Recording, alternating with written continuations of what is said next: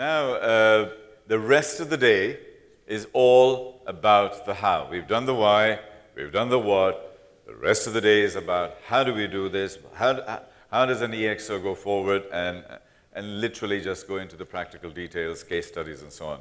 And the person who's going to start and lead that part of the program is Emilie, and Emilie is the CEO of EXO Works, which basically designs high-quality sprints, and I'm sure she's going to be talking about that. So, hand for Emilie to join us and tell us about the how. Emilie, please. And Paul, who's our massive disruptor and head coach, he's the man who's behind a lot of the content and the thinking behind this. Over to you, Paul. Sorry. Okay, thank you. Can you put up the slides? Okay, guys, so we have to speed up now because now we are jumping into the how. So that means the rest of the day is not sitting around like this, it's working. Because if you see all these cool things that Salim was talking about, is how are you going to transform your organization to become that? And that means hard work. It's not going all by itself. So we are now in the fourth revolution, and that is all about how and why Salim was writing his book. So, but we are moving forward, and we are now at the point that we are able to describe the tool set to become more exponential on a concrete level. And that is in this book. And you guys, you get today a copy, right? And that is this Solvient idea. We put it in the open. Do it yourself, right? That's how we are working, because it is needed that we are changing. And it cannot be done by traditional consulting companies like KPMG, Accenture, whatever. You have to do it, right? But you have to do the right things. And how you can do the right things is what we are going to help you with to become 10x. So here's an example of that book. So you see our coaches walking around with an MTP because that is the starting point. We will pay attention today to develop an MTP. And the tool set in the book gives you step by step how you can do that. Just as an example. So here we have the ingredients, what Salim was talking about. Here we have the recipe, right? The Solient recipe. And here we have the kitchen. And the kitchen is us, right? So we are helping you to make a real good meal. And what do you need at what moment in time? That's what we are here. Today, we will focus on this side. We will focus on a sprint, an EXO sprint. And an EXO sprint is proven methodology. In 10 weeks' time, we are able to change an organization. I repeat that, in 10 weeks' time, we are able to change an organization, big or small. And it is a very simple model, and my colleague Emilie will talk a little bit more on that, does a little deep dive. I just show it here today. And how are we going, that is the secret of everything, how are we going to use the abundant world that you don't need to invent, that you don't need to develop, but that you are going to use for your own best. And that, from the outside, we are bringing that to the inside. How are you going to use that in your own organization? What is the trick about it? How are you going to do that? So it's all about how. We are using, we call that, by the way, that is the EXO canvas. So we made a canvas of this so that you can use that in a simple way. Of course, if you build something, you need a business model. So we are using business model canvas. We will touch a little bit on that today. Yeah? And it is not a business model that you build today for the next 5 years. You are out of business. So you have to do that in a flexible, agile way. And then, once you have that book and you do it yourself, and you're walking around and you're talking to your people, to your colleagues, and you learn actually how to become exponential, theoretically, it's like if you are learning theoretically how to swim, when you touch the water, it's a different story. And that's why we are here, our ExO coaches, and we are building rapidly an ExO ecosystem that we will talk about later today, how that works. And all to help you. All we are here is to help you to make your company a better company for this fast changing world. Here is the program that we are doing today. I'm not going to walk you through that today. We will do that while we are going. And we are hoping that we are not losing too much time because we want to expose you as much as possible to this methodology. Here are our coaches, the faces who will help you to run through the assignments today. So I hand it over now to Emilie to do a deep dive in the sprint methodology. Thank you. And before I go though, tell me, Paul, what is your MTP? Can you read it? Ignite critical thinking in the age of exponential technologies. So we're going to work with everyone here to actually think about their massive transformative purpose. But it's really important that you have one both for your company, but also for yourselves. What do you want to change in the world? How do you want to leave the world different and better? Both as a company and for yourself, think about how your children want to start taking this idea on. And so what we want to be doing here today and every day is how can we not just be incrementally better, how can we do things 10 times better? Because for the first time in our world, we actually have the ability to do this, to 10x things. These emerging technologies that are coming at us are allowing these companies to scale around us in a completely new way. And as you've heard Salim and Paul and Tariq talk about, the methodology that you'll be using today is very much based upon that. It's how do we use exactly what is helping those other companies scale and build it into our business. So this is really about how you emulate those fastest growing companies and go 10 times better. And that 10x can be in anything. Is it smarter, cheaper, faster, more profitable, safer? Are your customers 10 times happier? It doesn't matter how you measure it, but it has to be 10 times better. So forget that incremental stuff that we get stuck on. How do you really go for a big idea? You've already seen this. So let me talk a bit about the sprint. So this is what we would be doing with our customers on a normal 10-week basis. We would form 4 teams of 4 to 6 people, but your people. And we take those teams through with a coach each and then a head coach through a very systematic process. And that systematic process is really important. And so we come up with a whole lot of ideas per team and then go and customer validate some of those. And then at the halfway point, get together again with the management team to really test out whether any of those ideas are going to fly. And then each of those 4 teams chooses the best 2 ideas, and they take those through a very systematic process for the second half of the sprint.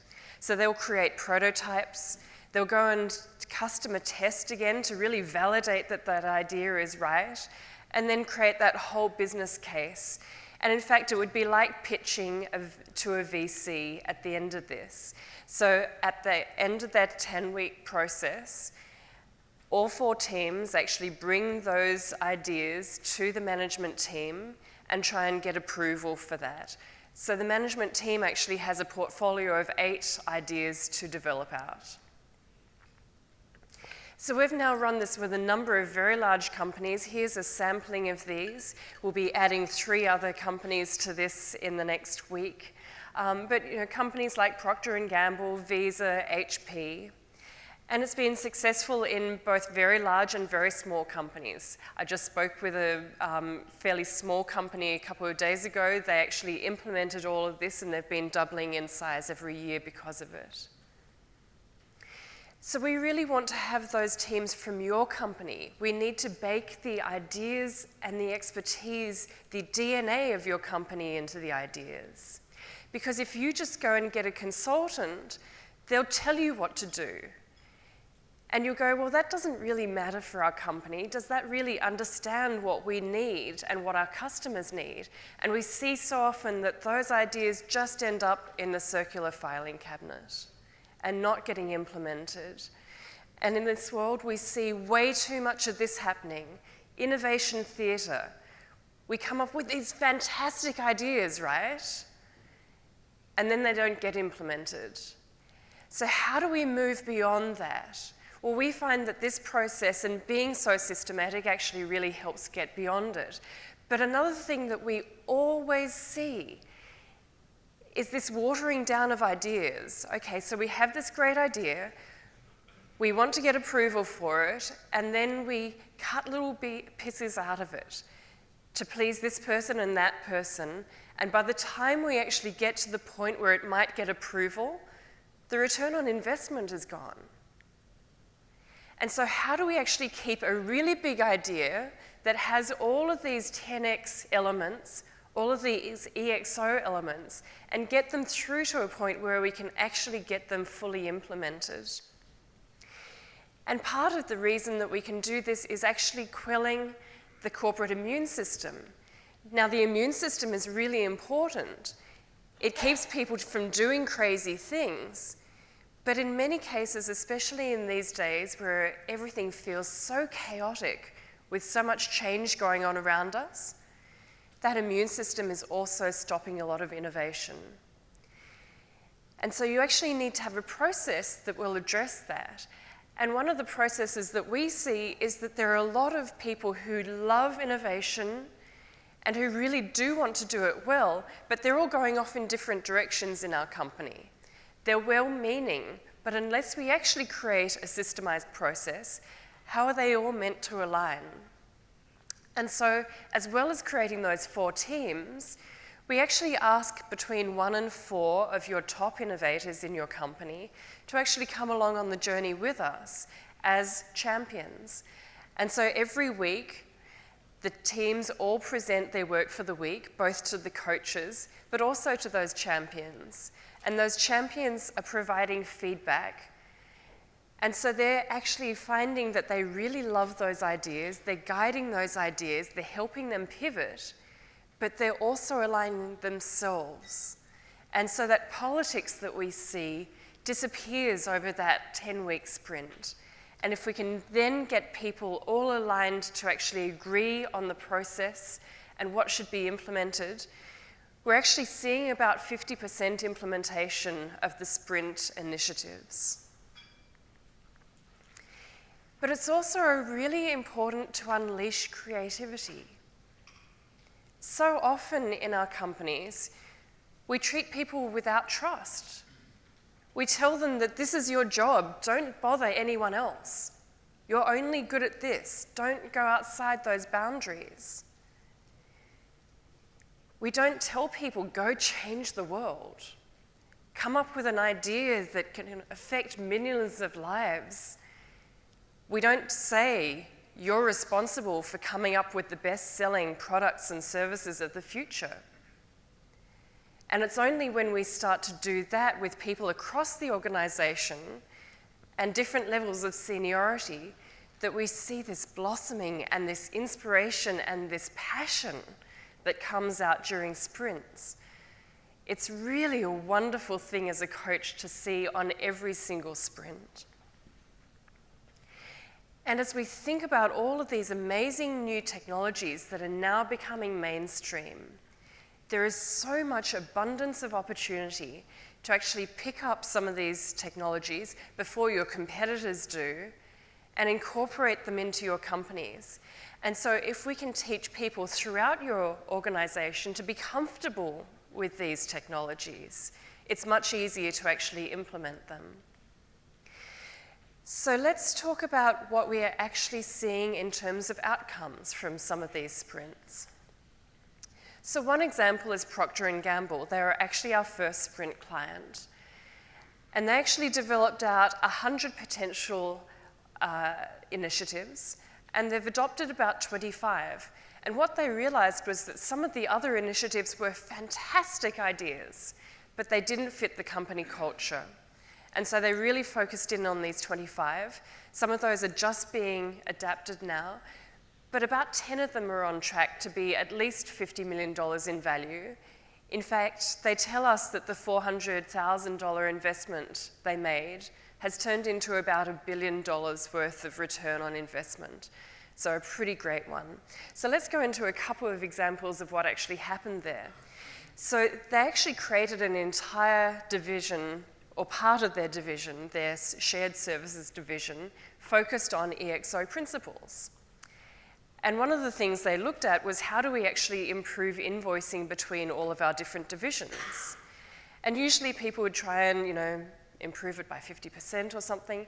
And they said, well, that's not very ExO. Why do we need invoices between these divisions? And that light bulb moment actually said, okay, we actually just don't need them. So they got rid of them. And that was about $100 million saving that they made. So another one, they're call centers. So we've all had that frustration. We call a call center and we go through all the automated parts, and then we finally get through to a human. And then we ask a question, and then they put us on hold for, on average, 6 minutes while they look up the answer. Because if you're in Procter & Gamble, you don't know whether someone's going to call you about diapers or high-end beauty products. And so we actually helped them bring in AI. So the AI actually listens to whatever question is being asked and gives the answer straight away, which has a wonderful effect on the ability to sell more or create a relationship with the customer or just get through more calls so you have less of a call waiting time. So this has been really effective for them. We're also finding that this is turning into an amazing crisis management tool. So we worked with this company in Mexico. It's the largest insurance company there, Interprotección. And the horrible earthquake happened at the end of 2017 in Mexico City. And they realized that their sprint team were the group that had worked the fastest and the most effectively in their company. And so they actually reconstituted that sprint team. Now, they had always been in travel and car insurance. They'd never been in home insurance. But all these people were freaking out that they didn't have home insurance. 95% of Mexico City's homes are not insured. And people were very worried about after effects. So within 72 hours, Interprotección actually released a brand new home insurance product into the market. And this was at a time when their competitors actually stopped offering new policies for 2 weeks. So they just swept the market. So they've been able to iterate and find all sorts of ways of actually utilizing the sprint skills. And they tell us that it's actually our doing that they've doubled revenue and tripled profits in the 3 years since the sprint. So a really happy client there as well. So let me take you through an example of a sprint, just to show you how the mechanics work. But let me tell you the story of Gus. So Gus was born in Medellin in Colombia, in actually a very poor neighborhood, but he happened to be really good at football. So he was able to move to the States, and he was really inspired to change his life, but also the lives of his family. And if he could do that, could he really change lives around the world? And so he actually joined a company called TD Ameritrade, which is one of our clients, a $25 billion online brokerage. And he joined as one of the most junior people in this 12,000 person company in their call centers. Now, we did a first sprint with them where we actually did it with fairly senior people on the teams. The second time around, the CEO said, why don't we open up the opportunity to the entire company? And we had hundreds of applications. And we decided to take Gus into the second sprint teams. Now, we really try and encourage teams to get outside the usual thinking, which is, how do we get more of the pie? So for them, it's how do we take more customers away from Charles Schwab or their other competitors? And so we try to get them thinking about how they really grow that pie, especially as we know that for a lot of companies, their existing core products and services are going to be obsolete very quickly. And so their team came up with this wonderful, massive, transformative purpose, sponsoring the world's ambitions. So how did they start to create this? Well, one of the problems was that at the very beginning, Gus kept going, I've had this genius idea. And I would listen to the idea and it would be horrible. But the point of this is to actually let the teams sit with an idea and think about it and then come up with the idea themselves that this was horrible, which he started to do. Because we often don't let people in our companies learn from failing. And this is a very important part of this lean methodology and the iterations. We build all of our methodology on top of lean and agile, but we think that the exponential layer and the ability to actually deal with the immune system is really important. And we really ask our teams to think about how they can leverage the unfair advantages of the company. What are the existing talents and resources? How could we design something that can be rolled out to our existing customers? And so they realized that they had this amazing branch network. And how could they utilize that more? And they came up with some initial ideas, and we said, well, okay, that's fine, but go and customer validate this. Have you actually designed things that people want, and will they pay for them? And as they started to do that initial customer validation, the answer was basically, I like the kind of idea, but this is not it. And then they started to ask questions and find that people actually wanted to do peer-to-peer lending. So they were sick of only having the listed equities or whatever else to invest in, but they really wanted to be investing into their own local communities and really supporting those business owners. And there's not really a very easy mechanism out there. And then we said to them, okay, but what's the 10x here? And they started to identify that there was a real problem. And one of those problems was that it's very expensive to do due diligence on small companies. It costs the same for a large company or a small one. And so often capital doesn't actually get to these small companies for that reason.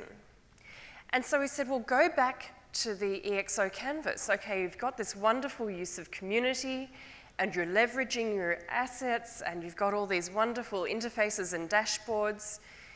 But what else could you build in? And they started to say, well, what about algorithms?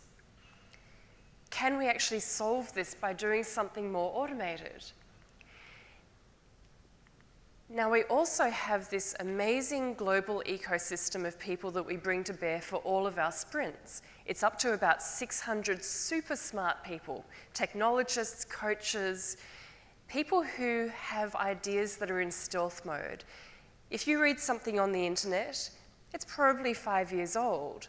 We want to be talking to the people who will be making the news in 2 or 3 years' time. We want to give you access to those ideas while they're still in development and while you can get involved before they actually become mainstream. And so we actually identified that there was this company in our network that was actually automating the due diligence process. So they can take the cost down dramatically, but they can also identify companies that would have otherwise not passed the usual tests. These companies might not have 5 years of audited financials and all the things that investors usually look at. But if you can look real time into people's bank accounts and get all this other real-time data, then you can start to get very comfortable. And as we started to look at that, we actually found that there's a $3 trillion market of companies that are perfectly investable but don't meet the usual criteria. So this was a very, very exciting moment where we could bring together the existing assets, a new idea, the right people to actually deliver on this, and actually potentially access a $3 trillion market. So of course, when this was actually suggested and talked about at the final presentations, the CEO, who's here in the middle, Tim, was actually just ecstatic about this idea. But I also want to point out Kevin here. So Kevin was actually one of the participants on the first sprint, and he became the coach on the second one. So our purpose is to actually teach your people so that they can continue this process without us. We're not like a traditional consultant that wants to be with you for hundreds of years. We teach you so that you can do it yourself. And so a couple of months after the sprint, here's Gus writing on LinkedIn, ExO, Emilie Sydney Smith, is a lifelong mind-shifting experience. It started 5 months ago, and I just hope it won't stop. These people are so engaged. The retention rates in our clients go up dramatically. The loyalty, the inspiration that we see is huge. And I love that almost once a week I see these posts from Gus. So Gus was one of the most junior people amongst 12,000 people. He's now playing with all sorts of new technologies here's the chief operating officer that he was hanging out with. And so this is really changing the corporation. So most of the people who go through this process tell us that it's like getting an MBA, but in a very short amount of time and a far more practical one, because they're actually utilizing these skills and they're utilizing them to actually create initiatives that can be implemented by their company. So hugely practical. But there's also a diversity and inclusion element to this. So when you actually ask people to be on very flat teams, but also think about how to change the world, you actually take away that barrier that we often have. And especially those barriers are there for women and minorities. We don't speak up that often. But this process actually takes away those barriers, and you see this flight, this incredible growth in so many people on these teams. But it also really helps the company to start flying in the same formation. And we talked about that alliance that you see amongst the top innovators, but you see it in other ways as well. And so one of my favorite things about the TD Ameritrade sprint was that at the end of it, the chief risk officer, who at the beginning of the sprints hated the ideas of doing a sprint, he said to me, I want so much more risk like this, because it's the first time that I can actually see proper customer validation from people across the company and the kind of risk that I feel comfortable with. So I love that fact. So moving on to what we're going to be doing first up. So you're actually going to get a chance to come up with some ideas yourself. We're actually going to focus on some case studies, and you heard about those case studies before. So your wristbands will tell you which case study you're working on. And the first one is that we're going to be focusing on the core of the company. And so core initiatives have a few elements. They're really about protecting your company from disruption and increasing that agility, and of course, always in everything that you're doing, thinking about that 10x and bringing in those new technologies. And so as you start to think about the questions that you would be wanting to ask in this next session, how is the case study company that you're working on going to be disrupted? You know, the pre-mortem, how's it going to die? What pain points can we address? Think of the pain point and then the solution for the company and for the customers. What really frustrates the customers? How can we deal with that? What technologies can we bring in?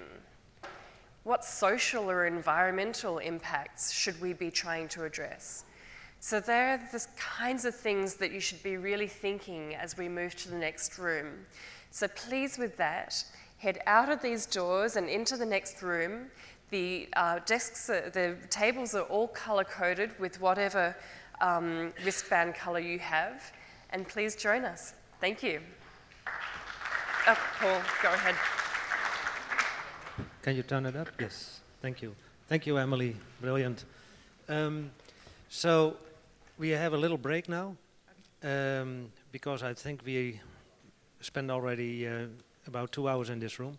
So 10 minutes, not longer, 10 minutes sharp in the other room.